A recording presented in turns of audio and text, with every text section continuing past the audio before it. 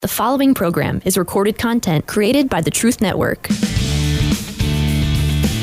It's Matt Slick Live.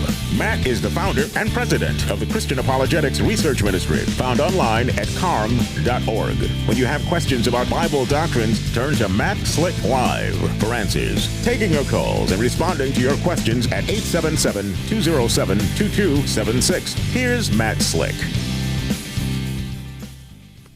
I forgot to hit the take the mute button off. Hey, how you doing, everybody? This is Matt Slick. Listen to Matt Slick Live. And today's date is December 8th, 2023. If you want to give me a call, all you got to do is dial 877-207-2276. It's real easy, you know. And if you want to email me, you can do that too. All you got to do is just email me at info@carm.org. info@carm.org, and just put in the subject line there, put in something like a radio topic, radio question, and then we can get to it. All right. So we also, if you're interested, we have let's see, how is it? We have StreamYard. Oh man, I got so many things going on. StreamYard. Now we feed from StreamYard out to Facebook and Twitter and Rumble. And if you want to watch in Rumble, just rumble.com/Matt Slick Live. If you want to watch in YouTube, it's just youtube.com/Matt Slick Live. And you can watch me sitting here. And that's what I do, and talk and stuff like that. We got callers. If you want to give me a call, 877-207-2276. And that's about it. We got some, and I like to do hate mail on Fridays, but we're getting low on hate mail. Oh man, what am I doing wrong? I'm getting low on hate mail. And let's see. Also, hey, I just got to let you guys know, all right, that we stay on the air by your support. And I know Christmas is often a difficult time for a lot of people, and I get it. I just want to ask you if you'd be so kind as to consider supporting us at $5 a month. It's not a whole bunch. It's just $5 a month. If you could do that, that helps us out a great deal. And if you do, then it's matched. We have a matching funds drive at $5 a month, $10 a month, whatever it is that you would do. So we were just asking that you would consider that. And to do that, all you got to do is go to carm.org, CARM.org/donate. And I just want to give you a heads up on why. Look, let me tell you something. We just had our Friday meeting. We have a weekly CARM Friday meeting. We talked to our guy in Malawi, Africa, and we talked to our guy in Nigeria, Africa. And in Nigeria, something interesting is happening. He's been going around spreading the gospel and feeding the flock. He's been using the CARM Statement of Faith, which is rather lengthy. It's kind of a succinct, systematic theology. It just has the basics. But if you print it out, probably, I ought to do that sometime. I should print it out to see how many pages it's going to be, so I can just know. But at any rate, it's very good, even if I do say so myself. And he's been printing it up and distributing it at churches and preaching the true gospel. And 2 more groups now out of the additional 3 have come out. Well, that's cool. Have come out of the false churches because they're teaching the prosperity stuff, and have come out of there and are now they want to start a church. Now, I'm not saying we're going to start it, but they want to get a fellowship group going, and they want to be under the CARM authority. Because he says it's a really big deal there to be under the authority of someone. That's just how they are in that culture. And so he asked, could we be under the CARM umbrella? And okay, I don't see any problems with that. We have to work out some logistics and things like that. And it looks like, I think, from what I understand, 5 groups now are leaving, Bible study groups are leaving their respective churches, and they're coming to faith in Christ, believe in the gospel.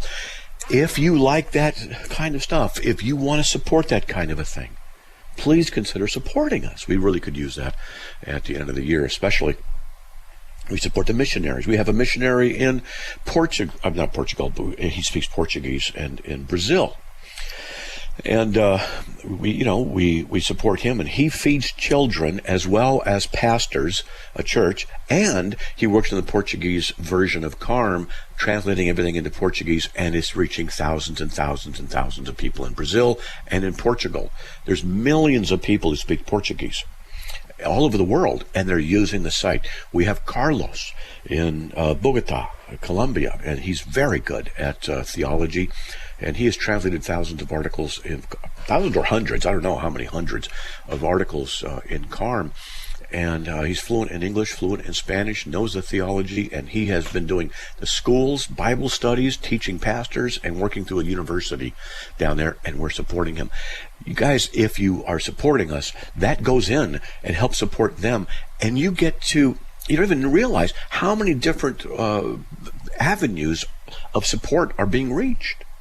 And we need to tell people more about that as our newsletters and things like that. So I'm just letting you know, if you want to support us, 877. If you want to support us, just go to carm.org, CARM.org/donate. Everything you need's right there, even the P.O. Box address and stuff like that. We do appreciate it. And one last breath about that is that we're doing matching funds drive for the month of December. Whatever you donate, whatever's postmarked in the P.O. Box by December 31st midnight, and whatever you go in and do is also appreciated and doubled. All right, let's get to Diego from California. Welcome, Diego. You're on the air. Hello. Hello. Thank you for allowing me to be on the air. So I wanted to ask you a question regarding open theism. So at my high school, my Bible teacher he teaches a worldview and apologetics class for seniors, and his goal has been to make sure that those going off to college and into adulthood would be able to adamantly defend the Christian faith from other religions and false ideologies. However, despite his efforts, he himself has unfortunately fallen into deception about God's relation to time. To start off, he believes that God cannot be outside time, and will often assert that, and I quote, "Time is not a place, it is something we experience. Outside time is a non-starter, is nonsense," end quote. And thus, when he debates with people like me in my class about it, he will make this point along with saying if God or any being that was outside time, if they would be static. But since the person of Trinity can commune with one another, this means God experiences a duration of events, meaning he is in time. Secondly, he also believes that God does not know who's going to be saved and does not know all the actions individuals will make in the future. He then points to 1 Samuel 15:35, where God regrets making Saul king, and asserts that this can only make sense if God did not know what he was going to do. He denies the use of anthropomorphism being used for God in the Bible, believing it's adding something that is not there. And he was teaching all this when going over different views about the relationship between God's sovereignty and man's free will, such as Calvinism, Arminianism, and Monism. Calvinism in particular, he seems directly opposed to, and he has openly said it when asked by me if you're a Molinist that he was not a Molinist. He did not state the name of the view which believes God's in time was. However, it's very clear that he is espousing open theism in his class, though he has never explicitly spoken of the term open theism directly. So my first question is, how do you respond to open theists, and how would you respond to my Bible teacher's claims for God being inside of time? Okay. First of all, I'd like to offer my services that if, I'll challenge this guy to a debate. Tell him that I challenge him to a debate that he can have in his classroom, and we can have a live discussion, and we go back and forth. Okay? I'll do it over... thank you for that. I'm serious. Okay, Skype, and I will be glad to destroy open theism. And it's depending on how long the class is, might want to do 2 classes. You can offer it publicly in the class. Hey, I know a guy, blah blah blah, who says he'll challenge you. Right, in the class, he'll come online, and we can all hear it about open theism and what you're saying. And you want to debate Calvinism? Oh, that'd be great. Yeah. You tell him and say, this guy's very knowledgeable on Calvinism and would be glad to debate you on that also. I mean, okay? And I'm going to say, if you want, I'd be glad to meet online with any of your fellow students outside of the classroom who want to fire questions, and I'll answer them for them. And I'll show why open theism sucks canal water. Okay? I mean, just, yes. There you go. All right. No, I'm serious, okay? I'm serious. Good for you. Yeah. You prepared a statement, and I like it. Took some notes out of it. Here's one of the problems. He says God cannot be outside of time, okay? All right, so if I were discussing this online with him in front of the class, I'd say, what does it mean to be outside of time? What does it mean? Well, how's he going to answer it? He doesn't know what it means to be outside of time. Then how are you saying God cannot be outside of time? Because you don't even know what the term means. You don't have any reference for it, but yet you're going to say there's a concept outside of time, which you don't know what it is, and God can't be outside of time, which you don't know what it means. So how would you know that he can or cannot do about something you cannot define and know what it is? First mistake of logic. He cannot do it. His whole premises then falls apart from this right there. If he says God is in time, well, then I'm going to ask him, is he a pantheist or a panentheist? And it's a trick kind of question, because a pantheist says God and the universe are one and the same. A panentheist says God is in the universe. Well, if he's in the universe, is he then subject to the laws of physics and what time is? Another thing I could do is ask him, well, what is time and what theory of time do you hold to? A theory or B theory? Okay, it's everything always happening in sequence and things aren't known? Or does everything happen all at once and God is simply knowing them and we're experiencing them sequentially? A theory, B theory. He doesn't know, probably. He doesn't even know what those things are. And he doesn't know who's going to get saved? Well, then how can you impute the sins of people to Christ? Because if the open theist, as lame as that theological position is, well, 1 Peter 2:24 says he bore our sin in his body on the cross. What sin did he bear? For my sin, born 2,000 years after Christ, what sin did he bear if he doesn't even know I'm going to be born or know what sins I'm going to commit? How could he cancel the certificate of debt, the sin debt, at the cross? Colossians 2:14. How does he do that if he doesn't know what sins you've committed? And if I have not committed a certain sin, A, B, C, but I have committed a sin, X, Y, Z, well then, which one of those need to be atoned for? Well, he won't know, because God doesn't know what's going to happen. He doesn't know what Jesus is going to do, because Jesus is human, has free will. How's he going to know? Is Jesus going to go to the cross? I don't know. But you know what the God of open theism says a lot of times? You know what he says? He says things like this. Whoops. Oops. I didn't know about that. Oh, I didn't. That's a surprise. That's the God of open theism. How does such a God decree that eternity is going to happen in all things? How does he know that the crucifixion is going to happen? Well, the open theist comes back and says things like, well, he just pushes the generic movements of big things to bring about what he wants. Oh, so now he knows how people are going to react in certain situations. Is he omniscient? Does he know all things present? And we get all these things. It's just so many things he doesn't know about. In 1 Samuel 15:35, he denies open anthropomorphism right away. But look, I take him to Genesis 3. So I say, does God know everything? Some open theists say he does. Everything knowable right now in the present. Good. All right. So, did he know where Adam and Eve were in the garden when they hid themselves? Of course he did. Then why did he say, where are you? Because he's speaking anthropomorphically. That's how God works. And for you to be so dismissive of anthropomorphisms is nothing more than an exegetical and logical failure on your part. If he wants to get into Calvinism with him, I would politely just say, I'd warn him, you don't want to do that. I know this topic very well. But if you want to speak against it, I can respond to you and I can ask you questions you can't answer. And I'd be glad to do all of it in front of the classroom, because I do not like it when teachers claim the name of Christ and then teach stuff that injures the faith of people. That I don't like, and I want to put up with it, and I'd be glad to tackle them. Okay?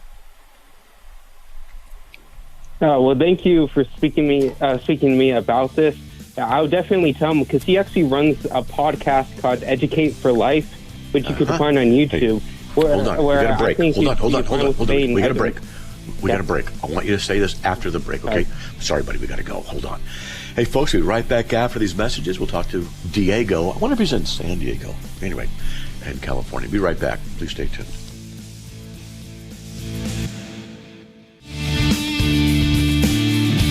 It's Matt Slick Live, taking your calls at 877-207-2276. Here's Matt Slick. All right, everyone, welcome back to the show. Let's get back on with Diego. Hey, Diego, where are you in California? Just curious.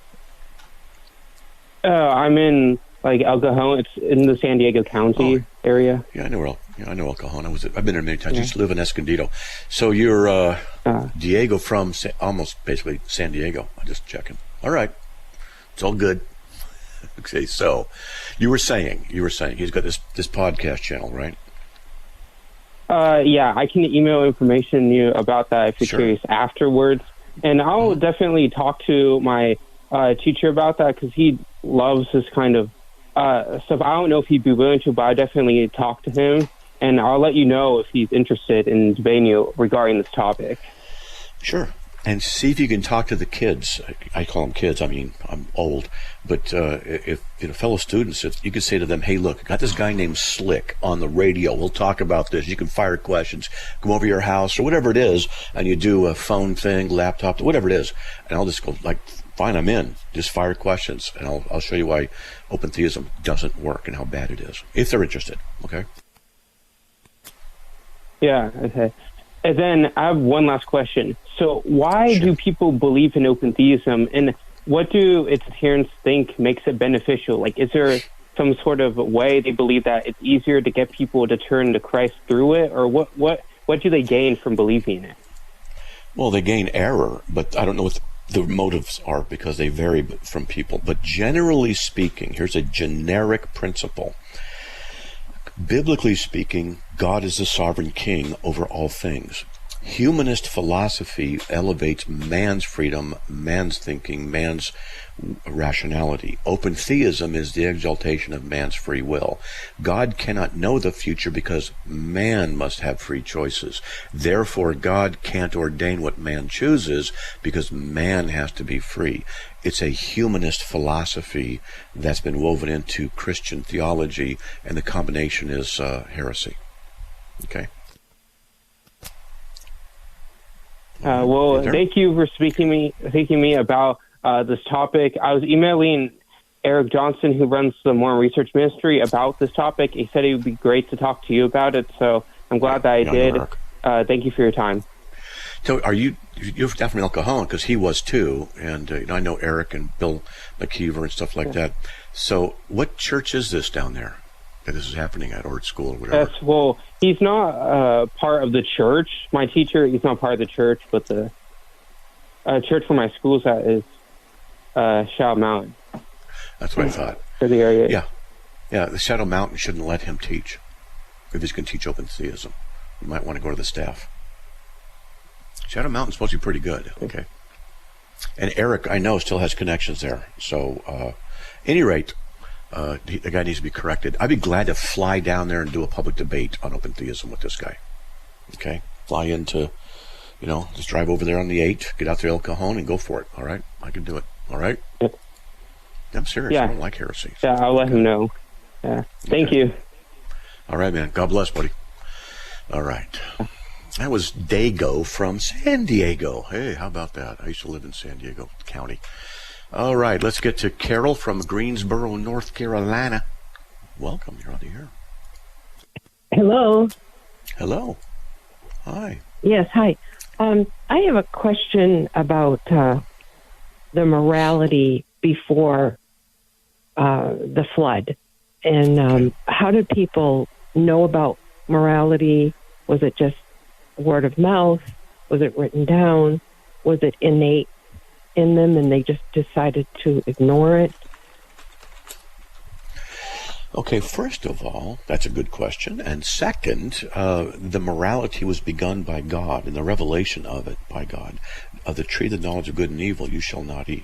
Okay, and so that was a moral statement. And so it was from God right there from the beginning. Now, Adam and Eve were very, very wise. They're very competent. Of course, they blew it. And they had children. They would have undoubtedly, excuse me, I had to cough there. They would undoubtedly have taught their children the right and the wrong. They had learned from the tree of the knowledge of good and evil. So they would have had that knowledge from that, and they would have taught their children. Now, they were redeemed because the Lord, the pre-incarnate Christ, was in the garden and shed blood, killed an animal, covered them with animal skins in order to cover them so they were atoned for. So that would be just the basic answer of where morality was. It came from God, revealed more specifically to Adam and Eve and their children. Plus, when you go to Romans chapter 1, it talks about if you read Romans 1:18 through 32, you can see that it talks about those aspects of knowledge that are innate in people. They know the truth, but they deny it. So the law of God is written on the hearts of people. And you go to Romans 2 for that as well. Okay? All right. Okay. That so, help? in other words, I guess, because you read about right before the flood, and Noah was trying to tell these people, the world's not going to be good to stay in. Yeah. And they just ignored him. And there was nobody but Noah and his wife and his 3 boys and their wives. And that was it. And it just there was a lot of people. Astounding to me. There was a lot of people. They got killed. There was a lot of people. Yes. Yeah. Everybody did except for Noah's family. Yeah, and the law of God is written on the hearts of people. You go to Romans 2:15, that the work of the law written on the hearts. And so they know it. They're just suppressing it in their unrighteousness. And so judgment comes upon them for Romans 1. And so God wiped them out. And there's more to that story than just that, but that's where we're at right now for that topic. Okay. And it's ongoing now. That's the way that people want to ignore it now, the same way that they do. Were ignoring it back then. Yeah, people ignore the truth of God's word all the time. They do. I talk to atheists regularly. They ignore it. I talk to Mormons, Jehovah's Witnesses, Roman Catholics. They ignore the righteousness of God for their own false religious beliefs. Yeah. Okay. Well, thank you so much. I appreciate it. Okay, you're welcome. Well, God bless. All right, that was Carol, and we have 3 open lines. If you want to give me a call, 877-207-2276. Scott from Spokane, welcome, buddy. You're on the air. Hey, Matt. It's good to talk to you. I can tell you're in a particularly good mood today. Am I right? I was till you showed up, but I guess I'll survive. Dude, I'm sorry. Man. I just wanted to give you a call. Sorry, I'm stuck behind a train here, so I hope it's not too loud. But I just have 2 quick questions. And the first is in Amos 3:7. And I'm using the LSB. So you know. I know the verse. So it says, surely Lord Yahweh does nothing unless he reveals his secret counsel to his slaves, the prophets. And so my question is, I know there's other verses that talk about the secret things belong to Yahweh and things like that. And I really question this only because from what I understand, the LSB is supposed to be the most accurate word for word. And this just seems a little, you know what I'm saying? He doesn't do anything unless he reveals his secret counsel. But I just wonder how this correlates with. That's it. Under the Old Testament covenant. I've got the music going. Under the Old Testament covenant, he worked through the prophets to reveal his word to them. It's equivalent to the apostles in the New Testament, how he reveals so it can be written down and be known by the people. Hold on, man. We got a break. All right. So, hey, folks, if you want to give me a call, 877-207-2276. We'll be right back. It's Matt Slick Live, taking your calls at 877-207-2276. Here's Matt Slick. All right, everyone, welcome to the show. Welcome back. If you want to give me a call, 2 open lines, 877-207-2276. Let's get back on with Scott. Hey, Scott. All right, buddy, welcome back. Hey. So I just had one more question, and sure. It's sort of broad, but I imagine CARM is a 501c3. Is that right? Yep, that's correct. Yep. Okay, so my question has to do with that sort of, and it might have been so far back, 30 years or whatever, that it might not be relevant, but I'm actually in the process of beginning stages of wanting to start a ministry, and I was just wondering if you had any tips for me when it comes to any tips at all, really, that would help me with the legal stuff, sure, or, anything like that. Well, if I'd recommend you stay away from 501c3 if you can. And really? There's a lot of, I wish I'd never done it, but, there's just lots of extra legal things that you got to go through and hoops you got to jump through. And it's not fun. But if you can do it for profit, that's what it's called. It's just, you You just do what you got to do. But the idea is with 501c3, there's lots of legality and hoops you got to jump through. But at least people can get a tax deduction out of them. Where if you don't have a 501c3, then you can't. Now, some people say, well, you're under the control of the government. No, you're not. It doesn't work like that. And I can say anything I want about politics, like Biden is a horrible president, and you should not vote for him the next election if he runs. I can say things like that, and that's whatever. It's my opinion. I can speak. And so there's advantages and disadvantages for it. But we've got an accountant who knows the topic well, and he does the CARM taxes. He's usually a year behind every year. And once he quits, we're going to hustle to find somebody else, and it might be $1,000 to $2,000 just to have our taxes done for the ministry. And because it's 501c3, I have a record, for example, of I think it's every single expenditure. I've tried to do every single one. Sometimes you might miss one or two. Every single expenditure for the entire year. And I've got probably 40, 50, and a running total. And it's on the date and the amount spent and what it was for. I try not to spend too much. So just things like that. Domain names and payment for Midjourney to create copyright-free graphics, things like this. You say keyboard, Midjourney? Midjourney, yeah, it's AI stuff, and just various things, So you keep records on everything. Okay, and it becomes a pain. One a little more specific, and I was just wondering. I wasn't always a saved, regenerate man. I used to be involved in a lot of crime, and so I have a felony on my record, a theft charge from 6 years back. And I'm just wondering, will that hinder me if I do decide to get 501c3? Shouldn't. I don't see why it would. It's just a filing procedure, and you have to have certain laws and certain things. I would hire a lawyer to do it, and it may cost a little bit too much or not or whatever. But it's easy. We did it in California, and it wasn't that difficult to do. We went in online and just asked, and was it online? I don't remember how we did it. Anyway, we figured it out, and then we moved the headquarters, so to speak, from California to here in Idaho. That took a couple of years just to go through the process really slowly. We didn't push it, we just kind of did it here and there. And, and we're a 501c3, so people can get tax-deductible stuff. It's a pain on our end.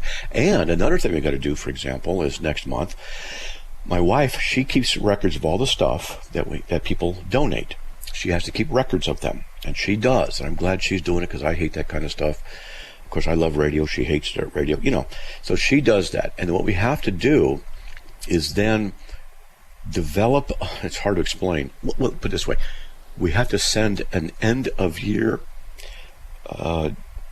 official letter that has our tax ID number, Fed ID number, stuff like that, with their name and how much they donated to this ministry for the year, so that they can file it with their tax people.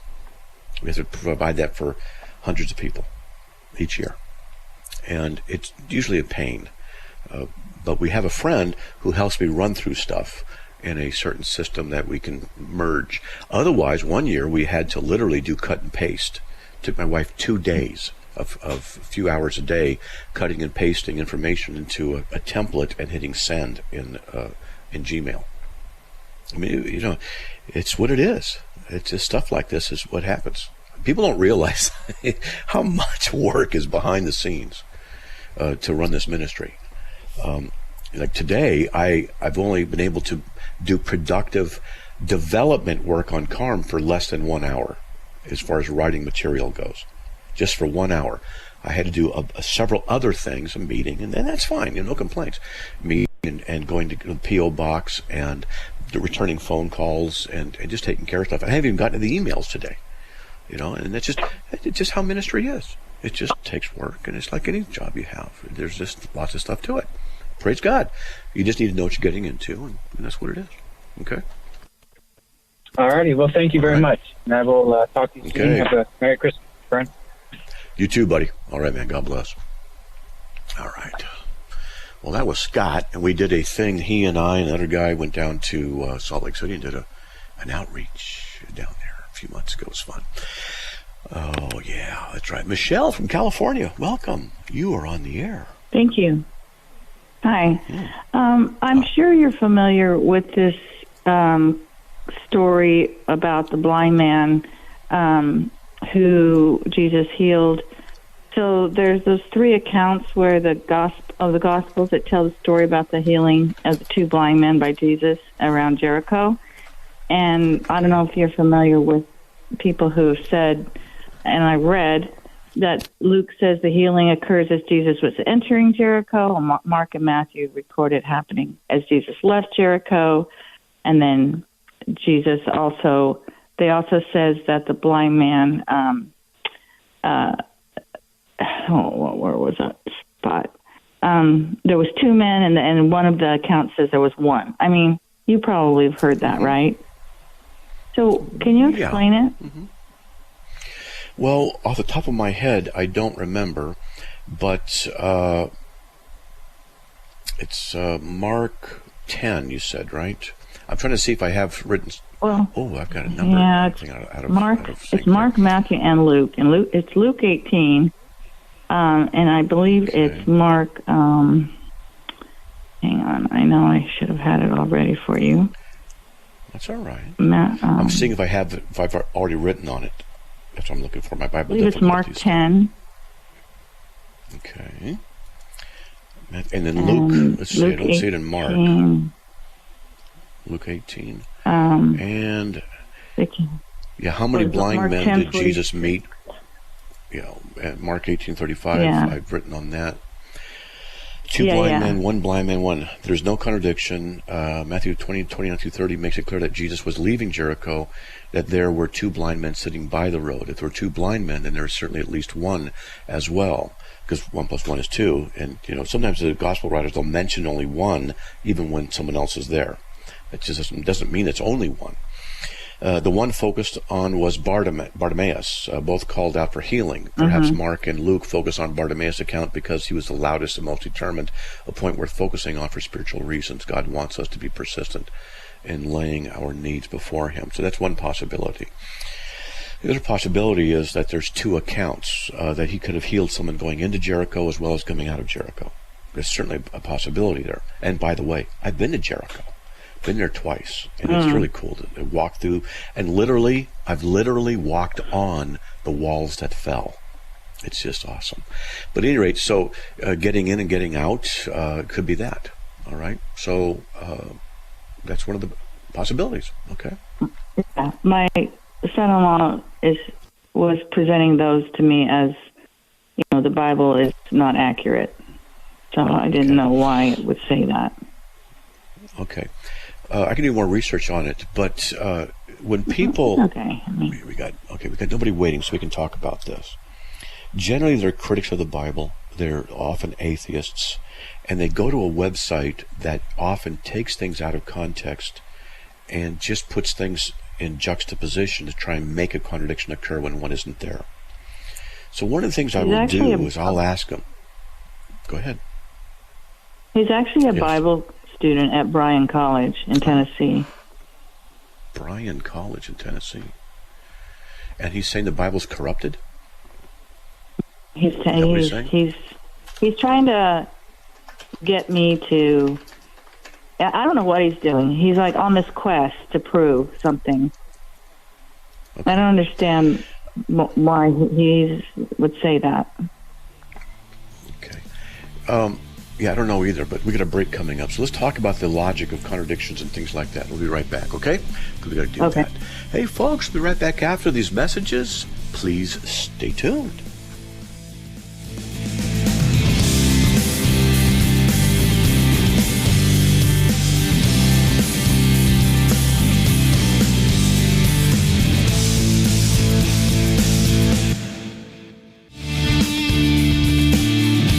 It's Matt Slick Live, taking your calls at 877-207-2276. Here's Matt Slick. All right, everybody, welcome back to the show. Let's get back on. Whoops, there we go. Let's get back. Oh, I gotta hit that thing right there. All right, Michelle, You are on the air. Yes. Okay, all right. Okay. So, all right. So there's, like I said, there's different possibilities, and I'm going to get into some logic stuff in a minute. One theory is that there's two Jerichos. Okay, and we could talk about that, and there's some issues there. Another one is that he healed one going in and another coming out. So that's a possibility. And a third possibility is that the gospel writers were focusing on something specifically. And there's some evidence about a gate in Jericho that can be perceived as leaving and entering. I have to research that some more. So here's one of the things I talk about with the critics or people who say the Bible's got contradictions. I'll ask them, can you define for me what a contradiction is? It's the first question I'll ask them. And they will say, well, one guy says this, another guy says that. I said, okay. I said, let me give you an illustration of something. I'd say he and I'll use him and myself, are at an intersection, and we're across the street from each other diagonally. And there's an accident that occurs right in front of us. We're both looking into the intersection, and there's a black car and a white car, and they just have a mild fender bender in the middle of the intersection. And the police come, and no one's hurt, and they just, taking our statements. Not a big deal. And I say, and I tell the person, I say, you say that one person got out of the white car, and I say two people got out of the white car. Is that a contradiction? And the answer is, no, it is not. People can see different things from different angles. If the person said, I saw one person get out of the car, another person says, I saw two people get out of the car, that's not a contradiction. It's a contradiction if one person says, there was only one person in the car, and the other person says, there were two people in the car. Now, both those statements cannot be true at the same time. Because if there's one person and only one, it's not possible to be two. Now we have a contradiction, and we have to get to the facts. So if one person says, well, I saw one, and the other person says, I saw two, it's not a contradiction. And this is a point of logic that a lot of people just fail. And I say, show me why it's a contradiction in the Scripture. Now I want them to say, well, one says going into Jericho it was one, and the other one says going into Jericho it was two. Okay, say, all right, is it a contradiction? Because does it say that there was only one that he dealt with going in? No. So logically speaking, it's not a contradiction, is it? See, it's simple. Yeah. And they don't like that.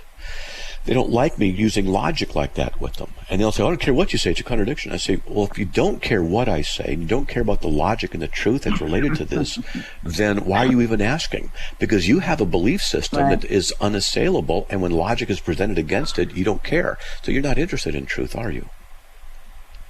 Okay? Good point. And then another thing I'll do is say, why are you bringing this up? What's the reason you're bringing this up? To show the Bible's not trustworthy. And I'll say, let me ask you a question. Let's say you have a recipe book, and it's 500 pages of all kinds of recipes, and there's one recipe for baked chicken. You have this recipe for baked chicken. And there's a typo in there. Instead of half a cup, it says 25 cups of flour. Okay? It says 12 cups instead of 1/2. You know it's a typo, right? Yeah. Does that mean that the whole recipe is not valid? No. Okay. Well, then what's the problem here? If you want to say there's a contradiction in the Bible, which it doesn't exist there, then you have a reason. You're trying to undermine, but you're saying if this isn't accurate, that therefore the whole thing is false? Because that's called the fallacy of composition. The fallacy of a composition is like this. You open up the engine of the hood of a car, and the engine is blue. It's all been painted blue. And you say, well, the engine is blue, therefore all of the car is blue. What's true of the part is true of the whole. That's called the fallacy of composition. Well, that's not logically true. So if there's a, so to speak, contradiction in the Bible, which I don't grant there is, but if they say there is, does it mean the entire Bible is not trustworthy? because that's a fallacy composition. If they therefore say, well, no, it's not, but it claims to be inspired, then I'm going to bring up another topic. I'll say, do you know what inspiration means and what it's in reference to? This is where they, you got to teach them, right? Mm-hmm. See, inspiration deals with, and I educate people, inspiration deals with the originals, not the copies. You got to understand something. I say, a lot of Christians don't know this. I'll tell them this. I say, let me explain. The autographs are the original documents penned by the writers of the Bible. Whatever they wrote originally is absolutely perfect without any error whatsoever. That does not mean that there aren't copyist errors, because there are copyist errors. And then sometimes they'll say, well, that means the Bible's not trustworthy. Does the recipe mean it's not trustworthy if there's a typo in it? The whole thing's gone? Well, of course not. See, you're overreacting. Out of the thousands of manuscripts of the New Testament, for example, that are in Greek, like 6,000 are like 99.85% textually identical. There are variants that occur. And the three major variants are the comma Johannium of 1 John 5:7, the woman caught in adultery in John 8, and the ending of Mark 16, 9 through 20. And so these are the three major issues. And there are textual variants. And I say to the people, you know why they exist? I try and use these to support the Bible. They don't realize. I say, you know why they exist? Because they really are that old. They really are from 2,000 years ago. And they really were distributed all over the Mediterranean area. And so the real people did copy them. And you know what? They did make mistakes. Because, like, for example, the word the in Greek is O with a little comma over the top of it. It's like our word a. I went and picked up a picture. The word a is a single letter. Well, in Greek, the word the is a single letter. That's an O. Well, what happens if you copy a document and the letter A, which is the word of that document, falls off because the old document gets, it's flaky, literally it flakes off, or a smudge, it's gone. Does that mean the entire document's not trustworthy? Well, of course not. So I say, why are you saying then that it has to be like this? Where did you get this, that it means the Word of God isn't trustworthy? Where did you get that? And so I teach them while I challenge them. And then I come back and say, so did Jesus rise from the dead? Ask so whoever that is, ask him that. Did he rise from the dead or not? If he denies he rose from the dead, then he's not a Christian. He's a heretic. He's an antichrist. And if he says, yes, he did, say, well, then how do you know? Well, because the Bible says so. Oh, so let me ask you, are you trying to show the Bible has problems and yet you believe he rose from the dead? Explain to me how those two apparent opposing views work together. I'm curious. Okay? Yeah. Stuff like that. Make sense? Yeah, it does. Thank you. I appreciate the explanation. It helps. Yeah. So just remember, there are copyist errors in the Bible. It's a fact. But there's so much redundancy, and it's a fact. There's so much redundancy in the Scriptures that, here, let me give you an illustration of something. This is just, I like to use this as a teaching tool. Let's say John wrote the Gospel of John, and of course, 100% of everything is perfect. And let's just say that 2 copies are made of John. And what's interesting about the Gospels in Greek is, and it works in Hebrew too, but we'll focus on Greek. In Greek, they only have one set of characters that they use for both numbers and letters. We have 2 sets, 1, 2, 3, A, B, C. They only have one set, alpha, beta, gamma, delta, and these are also, the letters are also numbers. So when you're writing letters, you're also writing numbers.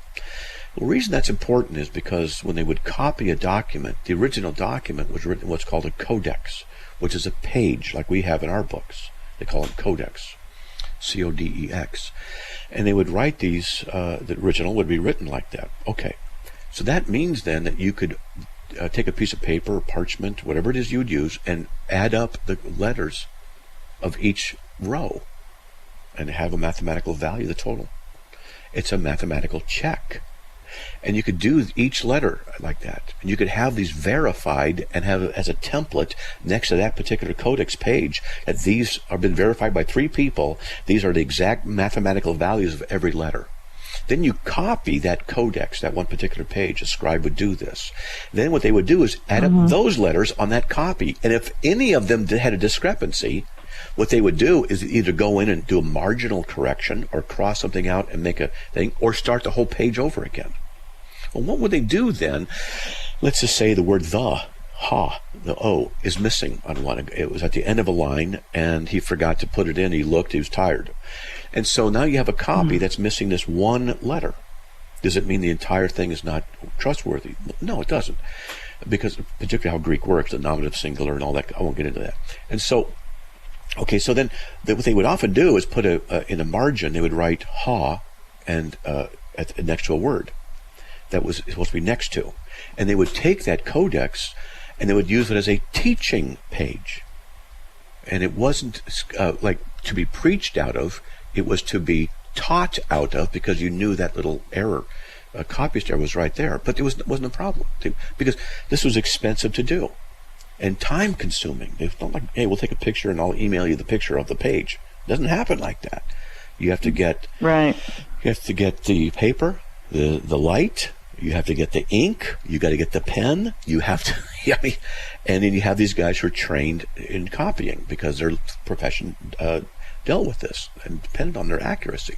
So then you'd have these copies. The word ha is in a marginal variant now, and then it would be used for 200-300 years. Well, what happens? You're just using it now for 200-300 years. It gets put away in a clay pot and gets forgotten about, and then archaeologists later find it. There's a copy, and it can be dated by the pot and the type of ink and the type of paper, and they can say that comes from the 2nd century from this geographical area, and we have a variant, the word the. And so people say, see, that proves the Bible's corrupted. No, it doesn't. It just shows that it really was ancient and that real people were involved with copying it. But the New Testament documents, where you match everything, like if you were to take all the documents and overlay them, the variants, like less than 0.5%, and nothing in ancient history even comes remotely close to the accuracy. And then, if you have the 2 documents with the word ha missing, the word the missing, and another document it's there, 2 documents it's there, it belongs there. It's a variant, but it's not a problem. This is how all this stuff works. Okay? Wow. So ask him. I didn't know how to answer. Clearly, I couldn't explain it the way you did to him, so I was dumbfounded and couldn't explain it. So there you go. I hope that helps, and have him call me on the show. It does help. Oh, okay. That's a great idea. Yeah. Okay, thank you so much. I appreciate it. All right. Well, God bless. Hope you have a great weekend. Thank you. All right, you too. Okay. Bye-bye. Okay. All right, there's the music. Perfect timing, folks. We do need your support. Please consider supporting us. If you like this, you want to continue, just go to carm.org, carm.org/donate. Whatever you donate in the month of December will be doubled. It's a matching funds drive. May the Lord bless you. By His grace, we're back on the air Monday. Have a great weekend, everybody. Another program powered by the Truth Network.